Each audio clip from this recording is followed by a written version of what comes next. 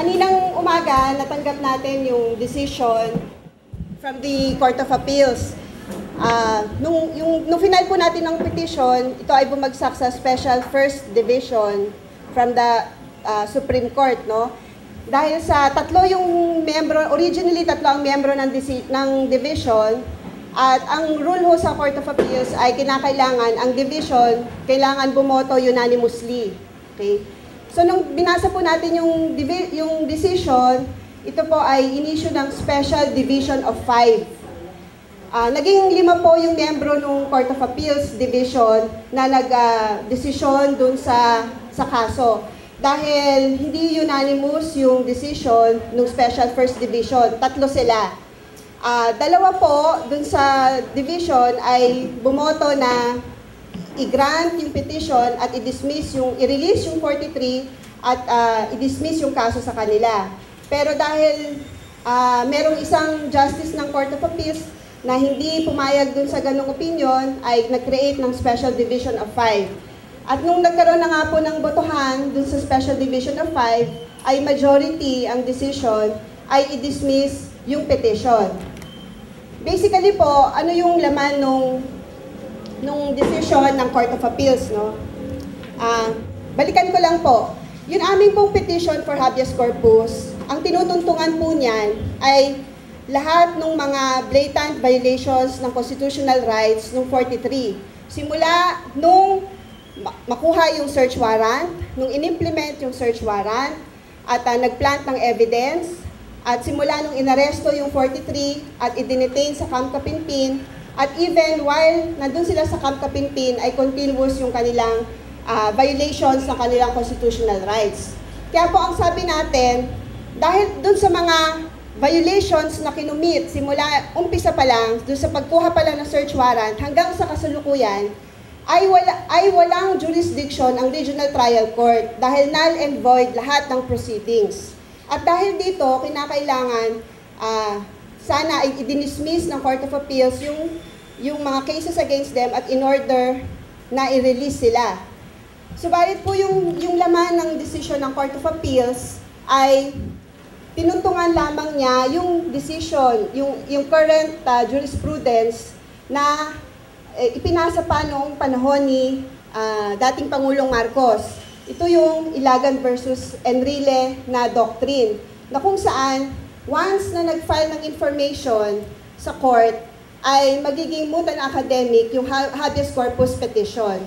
Pero ang sinasabi namin ay kinakailangan panahon na, no, na bisitahin ulit at reviewin at i-examine yung Ilagan versus Enrile doctrine, sapagkat ito ay sa madalas na pagkakataon at lalong-lalo na sa kaso na ito ay inaabuso, no? Lalong-lalo na ng mga military upang ma-validate lahat ng kanilang mga violations of constitutional rights na nakomit.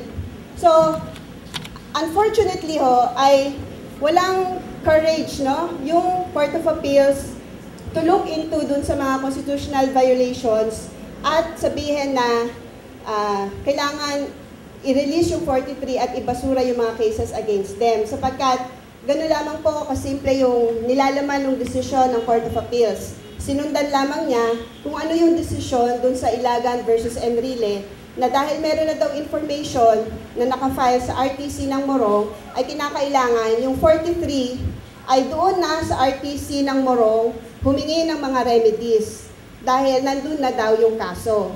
Pero ang maganda rin naman pong bigyan natin ng pansin yung dissenting opinion ng dalawang justices, si Justice Pizarro at saka si Justice Acosta, na sinabi nila na ito ay magandang pagkakataon para sa Court of Appeals na mapansin na mayroon talagang blatant violations ng constitutional rights.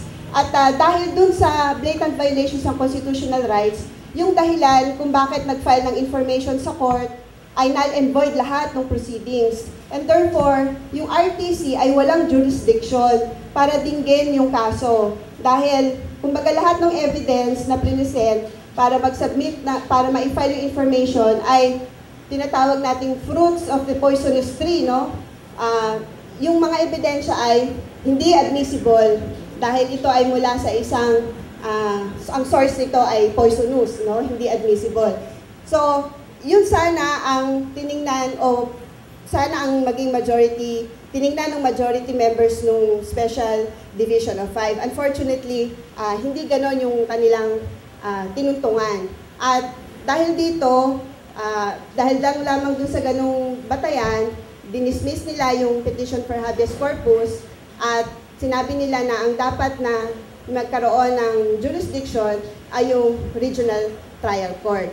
So, ganun po yung essence nung decision na inilabas ngayon ng Court of Appeals.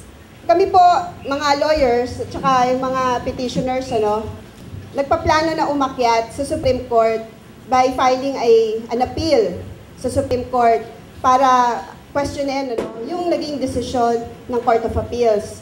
Kasi ang aming pong tungtungan ay ganun pa rin. Kinakailangan, napaka-urgent nung usapin, napaka-urgent na ma-address agad yung violations ng constitutional rights ng 43.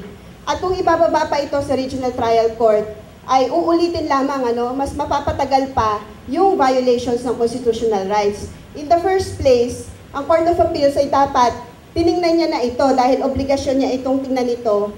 Dahil sa umpisa pa lang, wala nang jurisdiction ng Regional Trial Court. Dahil lahat ng proceedings sa ilalim, from the search warrant hanggang dun sa arrest and detention, ay null and void lahat. Kaya walang tutuntungan yung kaso or information na i-final sa Regional Trial Court. At iyon po ang magiging batayan namin ng pag-akyat namin sa Supreme Court.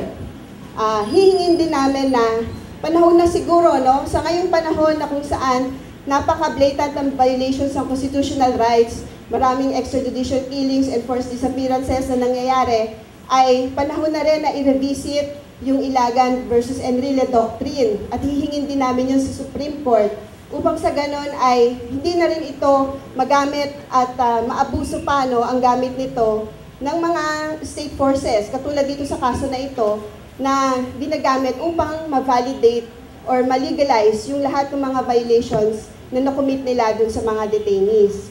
Kaya po, bilang immediate na action, bukas ay magpa-file kami ng Notice of Appeal sa Court of Appeals sa umaga at ito ay ipo-forward sa Supreme Court at sana po ay doon namin ipupush yung aming posisyon kaugnay dito sa kaso na ito.